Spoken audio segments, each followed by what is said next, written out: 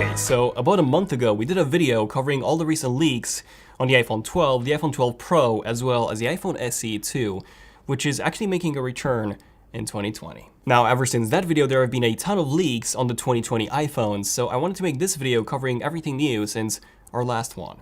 So yeah, I got quite a few exciting things to talk about, so grab some snacks, some drinks, sit back, relax, and enjoy.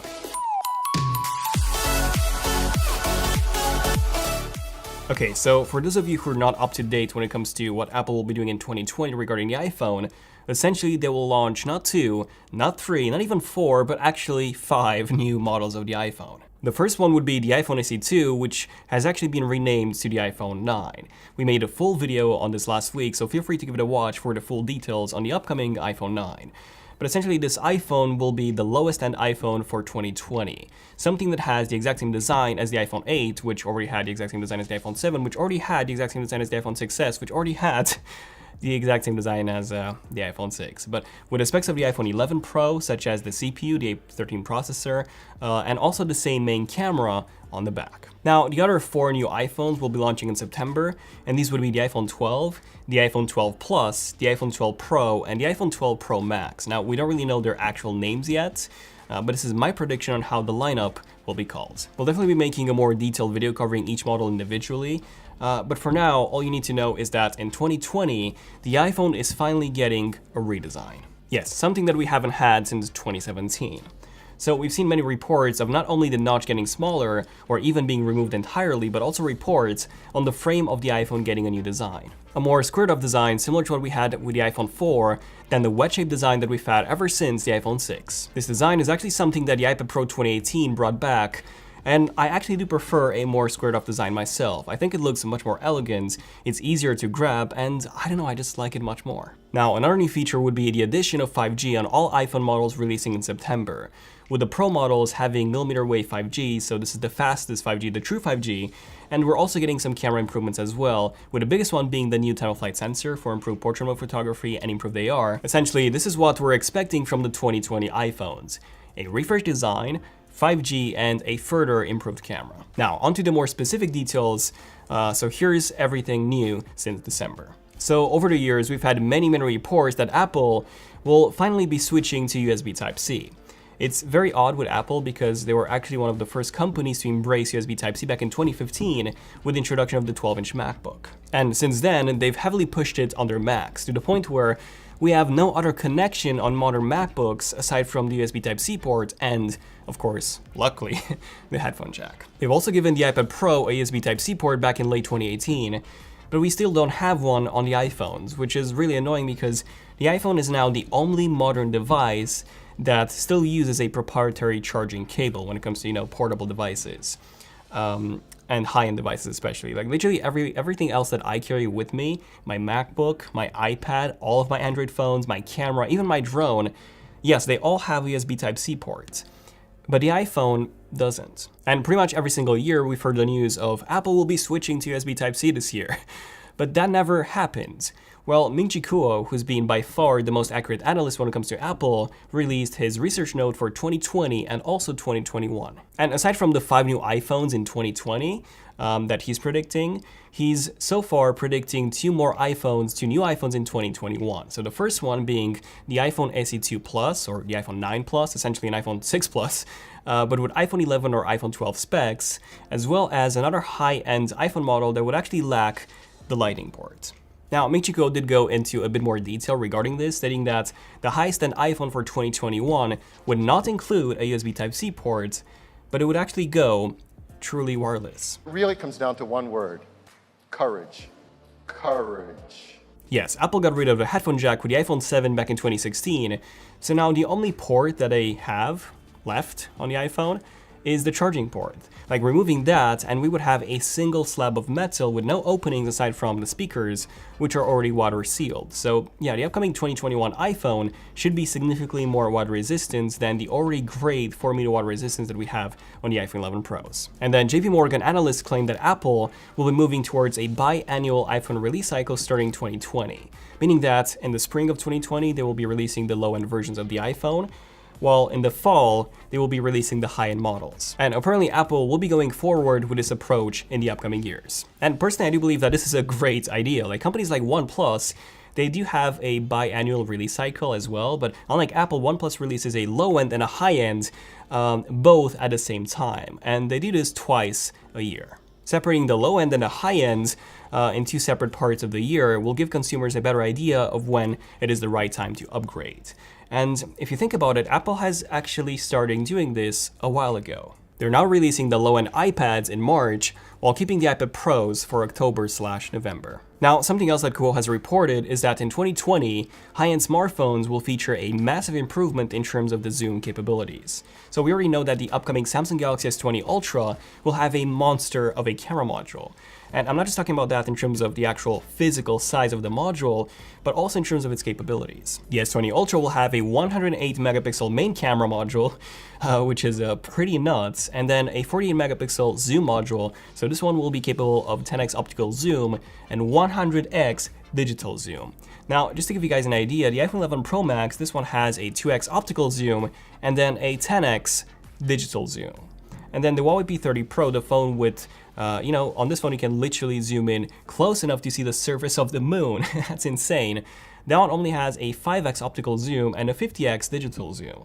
The S20 Ultra will have twice as much zoom. Kuo claims that the Huawei P40 Pro will feature a 10x optical zoom, so the same as the S20 Ultra, and that other high-end smartphones in 2020 will actually follow suit. But unfortunately, we have zero reports that the iPhone 12s will be doing the same, which could leave them heavily disadvantaged when compared to the competition.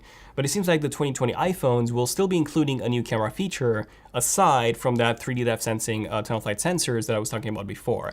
And that feature is something called sensor shift. This is coming from Digitimes Taiwan. They've actually had a mixed track record in the past, usually more towards the accurate side though, and they claim that high-end iPhones in 2020 will be getting the ability to shift the sensor and therefore allow for image stabilization on the wide-angle lens. Now, some of you are probably wondering, why do we actually need optical image stabilization on the wide-angle lens? Because the footage is already extremely smooth on something like the iPhone 11 Pro and Pro Max. And while that's true, OIS is extremely useful for low-light photography, where the more stable your hand is, the longer you can keep the shutter speed open, and the more light will get to the sensor, and the better the photo will be in low light. I do find it a bit odd how instead of Apple using OIS on the actual lens, they will be using it on the sensor instead. I mean, it's surely cheaper to have it on the lens than the sensor. However, by using sensor shifting technology, Apple could do something similar to what Sony has done with the Sony a7R III, where by shifting the sensor, they can achieve 4 times the normal resolution and give you much more detail when you zoom in. So Apple could be doing this on all the modules in order to give us a 48 megapixel photo, so to say, while still keeping the same pixel size on the sensor itself for the same great low-light photography that we had before. Next up, I do have some updates regarding the performance. So I think it's pretty obvious by now that the 2020 iPhones, at least the high-end versions, will come with the Apple A14 processor. Now, the A13 is what we have in the iPhone 11s now, and this was already a beast of a processor. Not only was this more powerful than any other processor on any other Android smartphone out there at the moment, but it was even faster than the 2019 13-inch entry-level MacBook Pro, and it even had better single-core performance than both the highest-end 13-inch 2019 MacBook Pro and also, yes, the 16-inch MacBook Pro. And keep in mind that this was all coming from a phone processor that had no active cooling at all. This is extremely impressive. But the Apple A13 processor was still based on the same 7nm process that the A12 was based on from a year before. The A14, however, this will be the next generational leap, going down to just 5nm. And Digitimes reports that TSMC, who's the manufacturer for Apple's mobile processors, has now secured orders for the Apple A14 processors. And they will start manufacturing them in the second quarter of this year. So this means sometimes between April to June 2020. This is also just right after Apple's rumored March 2020 event, at which they will launch the new iPhone 9. By simply going down in the manufacturing process, the distance between transistors is greatly reduced. and therefore Apple can achieve even greater performance at an even lower power consumption. And considering how big of a difference the Apple A13 processor made inside the iPhone 11s, and those also had a bigger battery, by the way, but the iPhone 11 Pros especially had an immense gain in battery performance compared to the iPhone XS's. So there's a very high chance that the iPhone 12 will also see another big boost in battery life. Now, when it comes to the RAM, MacRumors reports the following. The iPhone 9 will be getting 3GB of RAM, then the 5.4-inch iPhone, so the smallest non-Pro iPhone, will have 4GB of RAM. This will very likely be called the iPhone 12. Then the 6.1-inch iPhone, the non-Pro iPhone, let's call this the iPhone 12 Plus for now, this will have 4GB of RAM. Then the second 6.1-inch iPhone, this time the iPhone 12 Pro, this will have 6GB of RAM. And then finally the largest 6.7-inch iPhone, the iPhone 12 Pro Max, that one will have also 6GB of RAM. And here's the thing.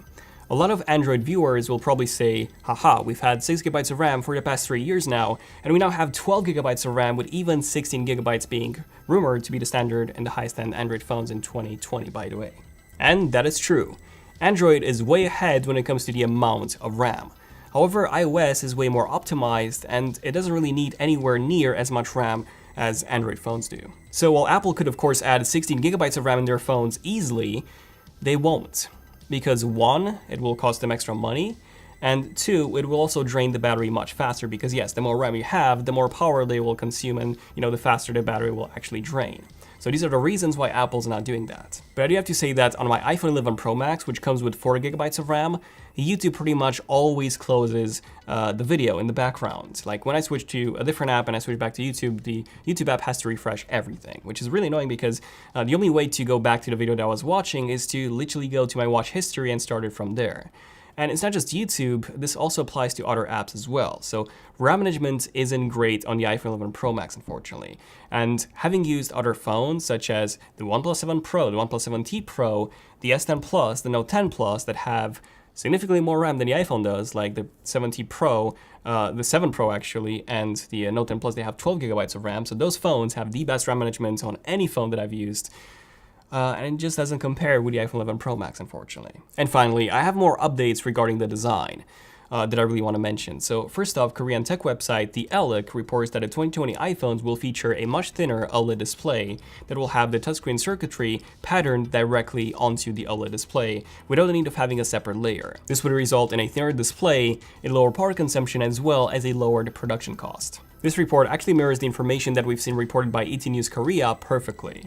And aside from this, the Alec also reports that LG will be switching their E6 line of OLED displays to LTPO panels. So their E6 line of displays, these are actually the ones manufactured for Apple. And in case you're familiar with LTPO displays, this is what Apple's currently using in the Apple Watch. And this is also one of the reasons why we have an always-on display on the Apple Watch Series 5. This, and there's also a new processor, display processor, that handles all of that. So Apple could potentially have an always-on display in the 2020 iPhones, which will make me a very, very happy user because an always-on display, this is actually one of my favorite features ever in a smartphone. It's also one of the main reasons why I prefer using a Note 10 Plus versus even my OnePlus 7T Pro, just because being able to see the time and the notifications right there on the display all the time is incredibly useful for me. Aside from this, Japanese tech website Mako Takara, who's had a pretty good track record in the past, they revealed a few more details that they supposedly got from inside sources in China on the 2020 iPhones. And what I said is that the 6.7-inch iPhone, so the highest-end iPhone that Apple will be selling in 2020, will actually be getting thinner at around 7.4 millimeters thin from the current 8.1 millimeters of the iPhone 11 Pro Max. They also said that all the 4 new iPhones in September will have OLED displays as well as Face ID. They also said that the 5.4-inch iPhone will be in between the iPhone SE and the iPhone 8 size and height, while at least one of the 6.1-inch iPhones will have a height in between the 11 and 11 Pro. So this means that one of the two 6.1-inch iPhones will be smaller than the other one, which to me means thinner bezels and possibly and hopefully even the removal of the notch. So yeah, fingers crossed for that. They also said that the 6.7-inch iPhone will be taller than the 11 Pro Max, which was to be expected because the display is also larger. And then the 5.4-inch iPhone and the lower-end 6.1-inch models will have identical cameras to the current iPhone 11. They also said that the 6.7-inch iPhone will have triple lens camera modules with larger sensors than on the iPhone 11 Pro Max, which is pretty awesome to hear. So yes, we are getting an improved camera with larger sensors in size, which will be able to capture more light compared to the iPhone 11 Pros. And finally, they also said that the 5.4 inch, the 6.7 inch, and the 6.1 inch iPhones will have different numbers of microphone holes along the bottom. Now, when it comes to the notch itself, Barclays did release a new report saying that Apple will be releasing a refreshed Face ID system on the 2020 iPhones. Now, they didn't really go into much detail, so we don't really know what this means. So at this point in time, we still don't know for sure if Apple will end up removing the notch entirely and switch back to Touch ID instead, only built into the display this time, or make the notch smaller, or just keep it the same size and just improve its accuracy. We've had mixed reports on all of these cases. But yeah, realistically, I really don't see Apple removing Face ID and the notch anytime soon. So I think in the best case scenario, they'll just make it smaller, and in the worst case scenario, it's just gonna be the same. And finally, Max Weinbach, he did share some details with Everything Apple Pro on what he believes to be a new color option for the iPhone 12 Pro.